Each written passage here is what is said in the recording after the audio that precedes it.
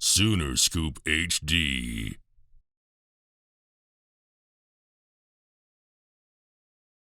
We've added a couple of guys since the last time we talked and things, and Yeah. I think you can talk about them. I can. So, okay, so tell us can. about what you got. So we signed Luke Norweather, high school Gatorade Player of the Year in Missouri. I'm really excited about him. He is a prototypical versatile five. He can really shoot. He's mobile. He's already 235. Sometimes when you sign those guys, he's 6'10", and then the next question is how much does he weigh, and you're like 190. But he's already 235, and he's really skilled. He didn't play on the shoe circuit, and I think that's why he didn't get seen as much, and that just benefited us because I really like him a lot. I think he's a high level character kid, great student, but I think he's really skilled, and I think he'll end up being everybody in his family has grown an inch after college. So not that I'm banking on it, but it's always nice. But he's really like him. Joe Bamisil, I think, did we talk about Joe Bamisil before? Yes. We've already talked about Joe. And then Grant Sherfield. We signed Grant Sherfield, who I think is just a high-level player. He's obviously can score the ball, but he was 5th in the country in assists. He also has a point average over 4 rebounds.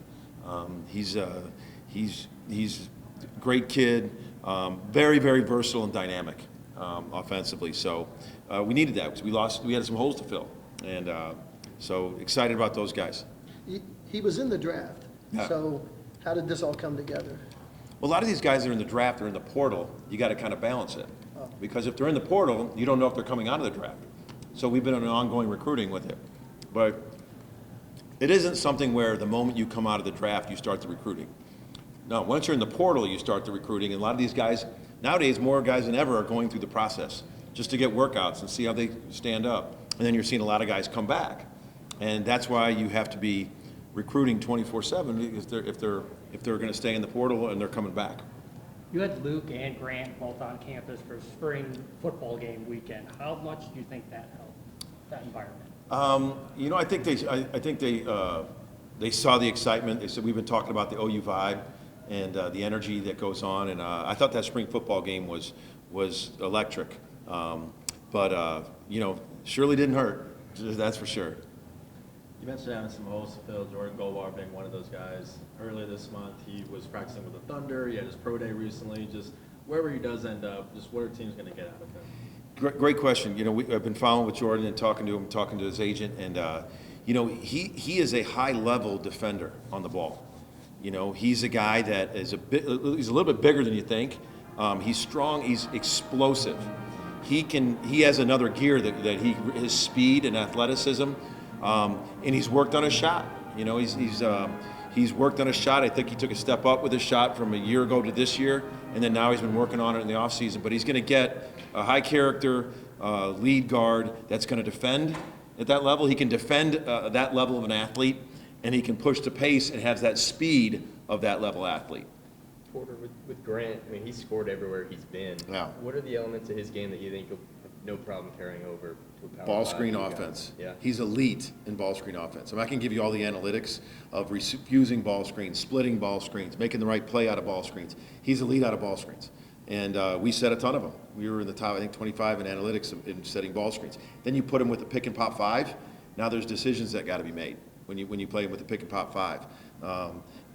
So I just think he's really good in ball screens. And I think Milos Uzan, I'm really excited about Milos in terms of his ability to pass and play make and everything. And I'm excited. We still got a couple more holes to fill, but man, we're moving in the right direction. What could a backcourt with Joe Bamisil and Grant Sherfield look like? I mean, what would you envision? I think we've got a lot of guys. I think Joe and Grant.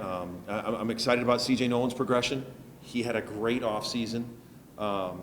Jacob Groves came out at the end of the year. That's what I think this summer is going to be so different than last year. I was just introducing myself to our guys last year, and I didn't have anybody that has been through a season with me and a season with our culture.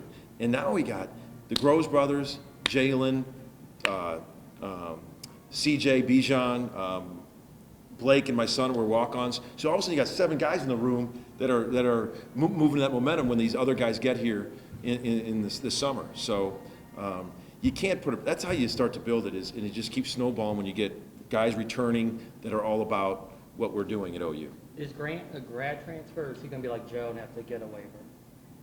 He's going to have to get a waiver.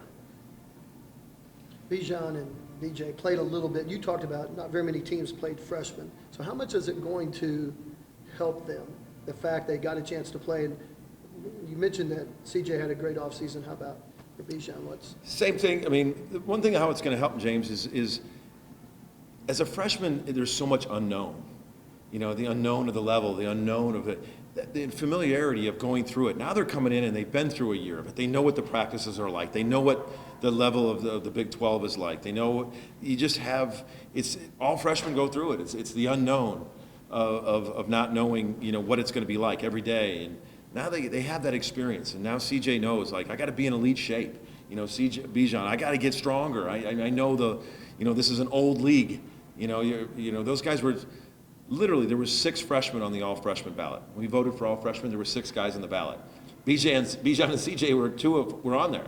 And so there wasn't a lot of freshmen that played in this league. So they got some experience. Porter, did you make all 7 of the Caravan stops this year? I missed one. I was in Coach Kruger's Coaches versus Cancer golf outing on the Tuesday they went to Houston. Okay. So I went to 6 out of 7. I want to ask you just your favorite moment. What's it been like, and do you have a favorite moment through this process? Well, I bet you all of them will say. And I almost didn't. I wasn't supposed to go on the Amarillo one, but my schedule changed that morning, and I go, sure, I'll go. And then our plane broke down, so we had to drive back.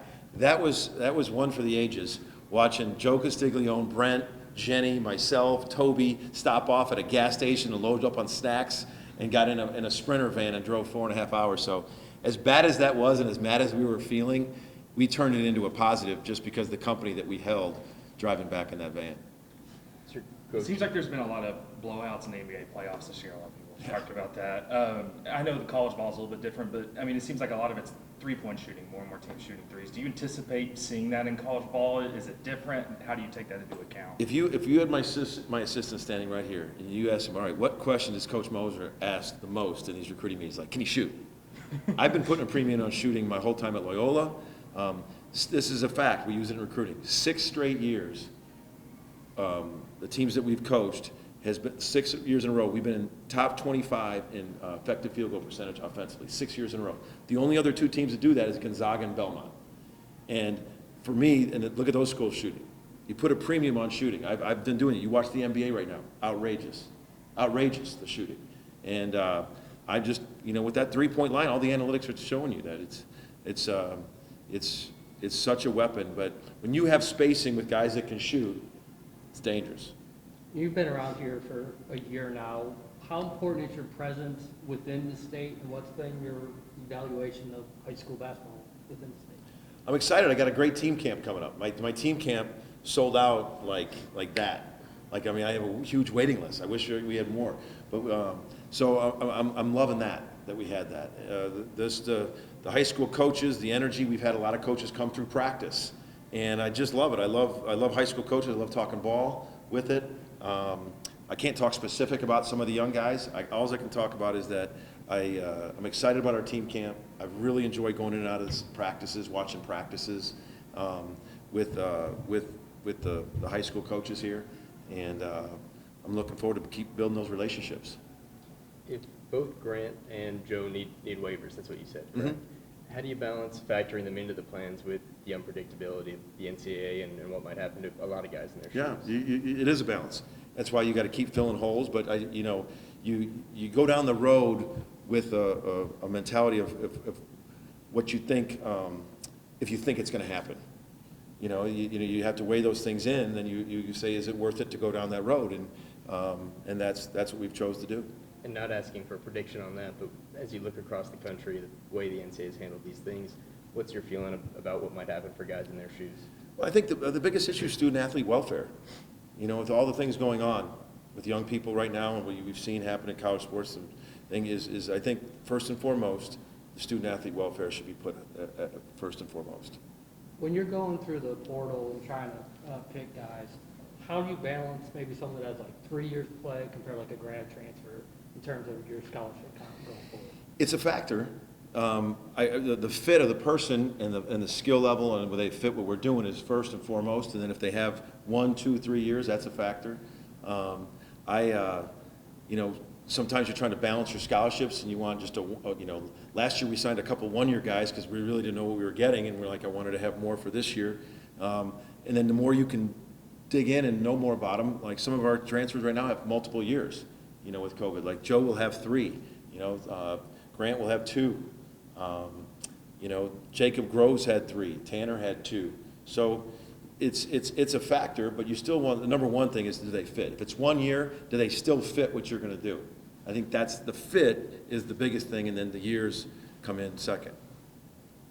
Coach, you mentioned putting a premium on shooting. Another thing is also giving guys a chance that maybe aren't the highest recruited guys out there. Something you did at Loyola and now doing here with a guy like Luke Norwell. Yeah. Is there more reward to kind of giving those guys an opportunity and maybe unlocking some potential that other teams maybe aren't seeing? It's not as much of giving them an opportunity. It's do I believe in their ability? I don't care. I believe my eyes.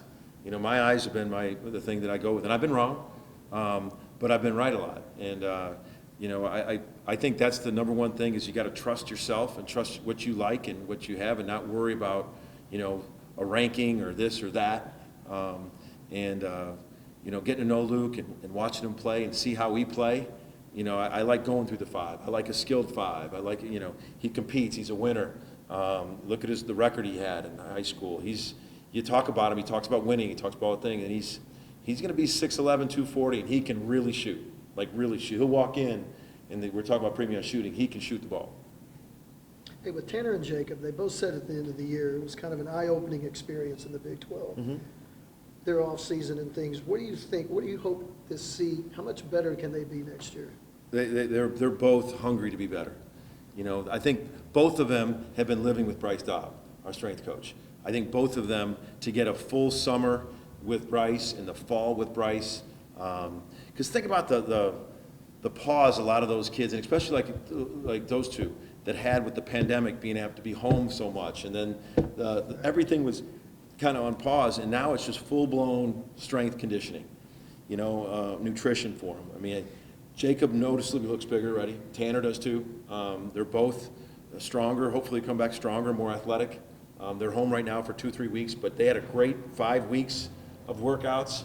Went home, they're working out hard. They got a place there that they're working out in Washington, and then they're all set to come back. We're gonna have a great summer, culminated by going to Barcelona and Paris. With that trip, it adds a lot of practices now that you can have in the summer. How much is that going to It's going to help a lot. You get 10 official practices, but nowadays though, even the other ones are practices. Like you get, if let's say we get 8 accountable hours, right? So you could use one and be an hour practice. You still, it's not like you remember back in the old day, only 4 guys could go at a time. Right. I mean, you can have the whole team, so you can do some practice. We're just going to have a lot more hours to do it with adding 10 full day practices that don't count in those 8. Do all the guys get to go? Yeah. Sooner Scoop HD.